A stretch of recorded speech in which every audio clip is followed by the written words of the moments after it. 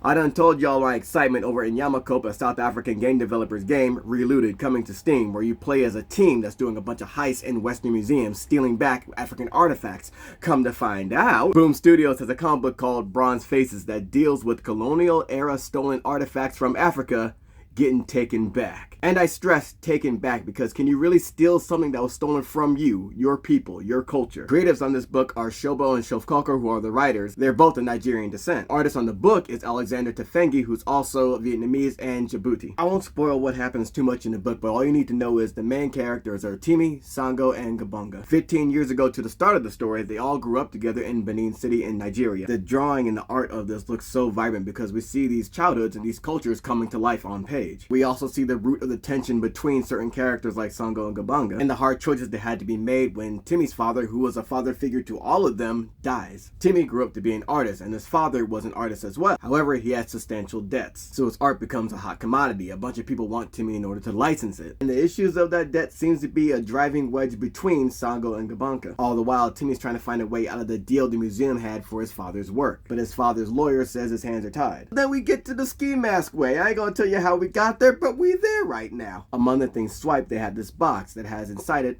a document that has a royal seal on it. That document has a registry that has an account of all the Benin bronze that was taken from Nigeria over 100 years ago. It states where every single one is located. Sango then tells them, yo, what other Nigerian has ever had this chance in history? We could get it all back. What's dope about this series is not only are we going to start getting these heists and they're going to get this team together as well, at the end of each issue there's an Oyo folklore that's told about the great King Sango who envied the friendship between two of his best generals, Timi and Gabunga. That folklore seems to be like predicting a tragedy. Later on in the series, we see how the tensions between these three affect the entirety of the group, especially with the way that Sango can bring people in, but then all of a sudden just pushes them away. Now let's get into what the benin bronzes actually are. They're a collection of sculptures and plaques made of brass, created by the Edo people in the Kingdom of Benin, which is now Nigeria. They were created in the 16th century and they were used to decorate the palace of the Oba, who was the king, and also used to honor their ancestors as well. Now it's important to note in 1897, the Vice Consul General James Roberts Phillips, along with 6 British officers, 2 businessmen, and a translator, and 215 porters, set off to Benin, and it's disputed on what their actual goal was. Some historians say it was a recon mission disguised as a peaceful delegation. Now, they had given word of their intended visit, but they were delayed and told, yo, y'all can't rock in the city right now because, yo, there's some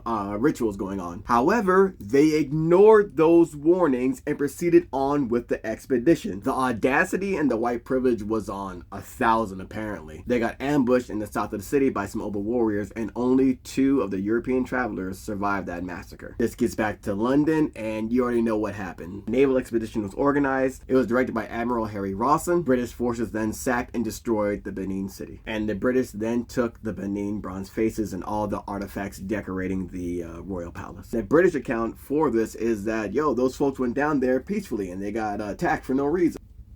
While other historians believe they were trying to get that Oba the fuck up out of there for a long time. This wasn't retaliation, this was a policy put in place. And the British legit took everything. They took sculptures, mother heads, queen heads, figureheads. I'm just reading this off of Wikipedia, so you can check it out for yourself. What gets me is that there can even be considered a discrepancy over who really owns the bronze faces. And there's a big movement to, like, you know, get these things back to the rightful countries, but the British are like, oh, we can't really do that because of the British Museum Act of 1963. It's a law that like muddies the moving of artifacts from the British Museum.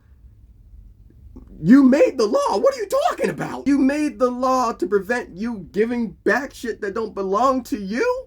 Then change that shit. What? Take it back to Relooted and in Yamakope. They went and visited the British Museum and they did like a whole story of it, like of their visit. And it says right there in the description that these artifacts were looted. Now to bring it back to bronze faces, when the group starts being collected and they get a name calling themselves Ogiso, the international officer for museums that's after them, I find it so interesting that she keeps calling them thieves. I'm like, yo, these guys model themselves as like a Ramana. They're not. They are thieves. Which keeps bringing up the question, how can I be a thief when I'm taking back what was taken from my land? Now, I've been told by some folks in the comments that my view that way is an oversimplification of things. In my eyes, the most damaging thing that's come out of the West, aside from like, you know, racism and everything like that, is bureaucracy. Being told there's a proper way and paperwork and all this just just really words and empty promises in order to keep things the same way. Because what else do you call taking something that does not belong to you from a foreign land and then keeping it and then making a law saying that you can't give it back?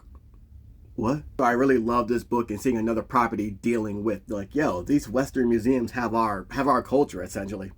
Let's take it back. And just like when I talked about Relooted and the idea of taking back artifacts from a Western museum, I can tell if Bronze Faces, the comments may be saying things along the lines of, oh wow, Book of African stealing, as if trying to equate the stereotype of black folks being followed around and being assumed they're gonna steal something from a store, along with fictional characters. A fictional character being a thief isn't the same thing, especially if they're not being depicted as a caricature. Like, you know Storm, Ororo Monroe, she was a thief, right? She grew up on the streets of Chicago. She pickpocketed Xavier. Gambit's a thief. Everybody loves him. It's always funny to me the routes that racism can go in order to keep the status quo. These aren't villains here, but also, so what the fuck if they were? Black people can be villains too. It's fiction.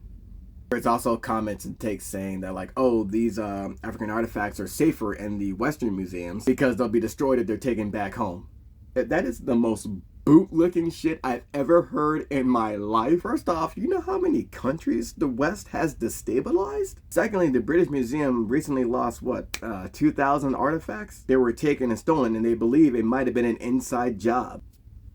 Shut up. This idea that a country can't govern itself without the influence of the West is just, it's legit just another way to maintain the status quo, to keep what was taken from someone else for yourself, and I can't stand it. What's really funny is that in the comments for another video, there was someone talking about how things would be so much better if we took like Morgan Freeman's approach about not talking about race at all, just ignoring it, which is a horrible take because if you don't know your past and you're doing the repeated, I hate to sound like my dad right now, but it's true. And to say you don't see race means you don't see someone's struggle. You can't ignore an oppression that's happening, much like folks are trying to do with Palestine, much like folks have done with black people here in the States, much like what is currently happening with the ICE raids to Latin folks as well. So ignoring that might not be the answer. This reminds me of a story of back when I was in college and I was doing education and we got to shadow teachers. It was me and another black student and we were with a black teacher and I think she was in, I want to say teaching maybe 4th or 3rd grade. I think it had to do with Christopher Columbus Day and they were talking about that. And I remember the dude I was with was talking about how basically the Italians came and they basically slaughtered these natives. I will never forget the look of horror on this one little kid's face as he goes, "What? I'm Italian. They did what?" And afterwards, I remember the teacher pulling him aside, the student I was with, and telling him, so that kids don't feel bad about these things, we don't state their ethnicity or race or what's done. We say colonizers to like separate the two. And it's funny looking back all these years later and seeing folks in comments, especially mine, when I'm talking about like black things or whatever, saying, oh, why do you have to bring race into it? I then wonder, maybe we should have said it and kept it bluntly. That way it got people being okay with race from a young age. Yeah, you didn't do this, but this is what happened. Also, whenever I think of that kid, I like to think that he went from like Mark Smith to like Mark Shabazz, that hearing that shit just radicalized that kid from there on out. All of which is to say, if you're gonna try and say this is showing black folks in like a negative light or trying to equate this with stealing stereotype, I promise you, we don't care. You can just keep scrolling. I'm not here for the respectability politics, man. I'm here for great stories, and Bronze Faces is giving us an incredible story. There's 3 issues out right now, with the 4th issue coming along the way, and although the story doesn't really